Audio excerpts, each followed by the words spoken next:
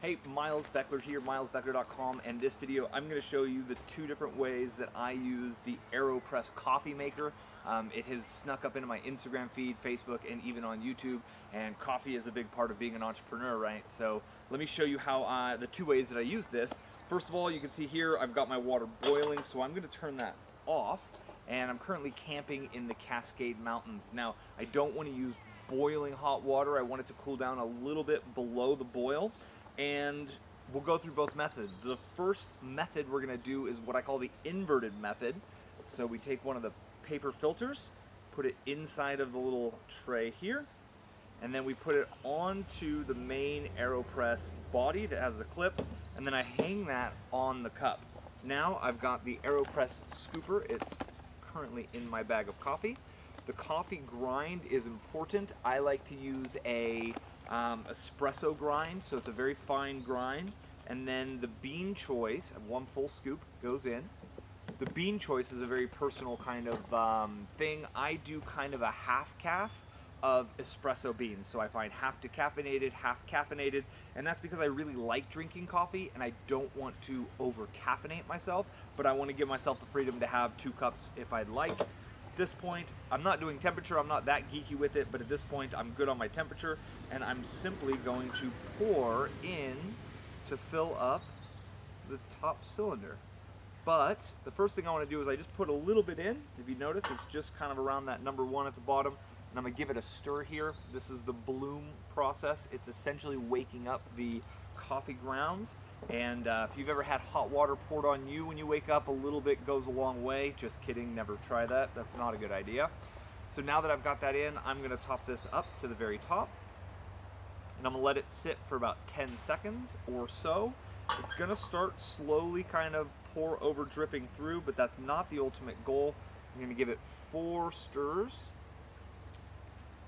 Don't really know why, that's just what I do. And then we take the plunger and we go ahead and we plunge down. The goal is consistent pressure. And it takes about 10-15 seconds. This is a part of what makes the AeroPress special, is that the grind, the beans, the actual kind of like coffee is not in contact with the water for all that long. So it really kind of minimizes the acidity and actually kind of minimizes some of the caffeine that you get out of it.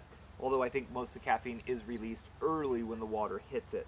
So we're almost down, and you'll notice, you can't really see it, but when you do this yourself, you'll notice that it's actually air pushing down on the coffee, so it's not the rubber stopper, and that's part of why they call it the AeroPress, because it's air pressing it down, so nothing other than the plastic cylinder really ever touches your coffee, so it won't kind of affect the flavor.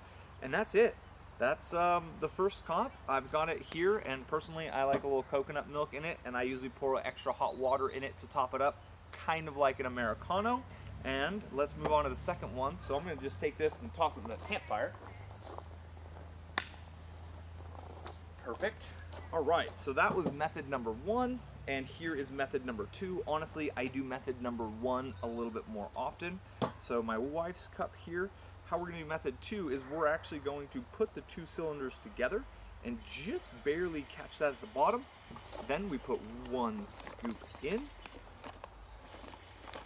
and nice level scoop, drop that right in. Perfect. Then we bloom the grounds, excuse me. So just a little splash to wake it all up. Quick stir here, liven everything up in there. And now we fill it to the top. Maybe just a scotch below the top. There we go. Let that sit for a few seconds, and while I do that, I'm going to put my filter on the kind of top portion. Just slide that right in there. We'll be using that in a second. Now that the grinds have all floated to the top, I'm going to give it 4 quick stirs. 1, 2, 3, 4. And that's it. Now I've got the paper filter in here. They do make a metal filter. I have one, but I just bought a new AeroPress, came with paper, so I'm just going to use what they offer. It's easier for cleanup with the paper, but the metal, some people says there's a big debate on which is better, but use whichever one you prefer. So that's it. I've got it set up. Now I kind of magically flip it over like a little magic trick, and I press down. And again, it's that even pressure, and this is kind of what makes it more like an espresso than a drip coffee, is because of the pressure that's pushing it through. And I've probably taken a little longer than I normally would with the water in contact with the coffee grind or the coffee grounds, but that's just because I'm kind of explaining it to you, and honestly it's not a big deal. But you notice, compared to a lot of other coffee making kind of setups, that the coffee and the water are really in touch for a minimal amount of time.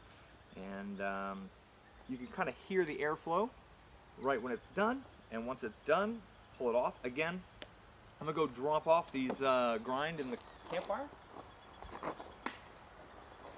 When you're leaving your AeroPress, you don't want to leave it with the grounds in it, because this rubber seal that fits up at the top, if it remains in the chamber for too long, it will kind of mess up that seal, and that's the one thing that can damage it. If you push it all the way through, you can see it's got room to expand or keep it separate. Just don't keep the puck of used grinds in there with that puck below. But here we have it. We've got our two different types of AeroPress coffee, and that's it. I'm gonna add a little bit of hot water just to the right kind of amount for me, and a little bit of my coconut milk, and that is how we do it. I hope you've enjoyed this video. If you did, give me a thumbs up.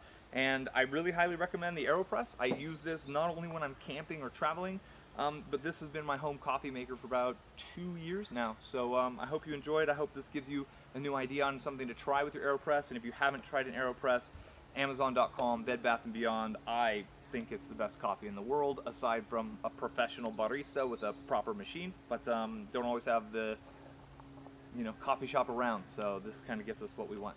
Thanks again, and I'll see you on the next video.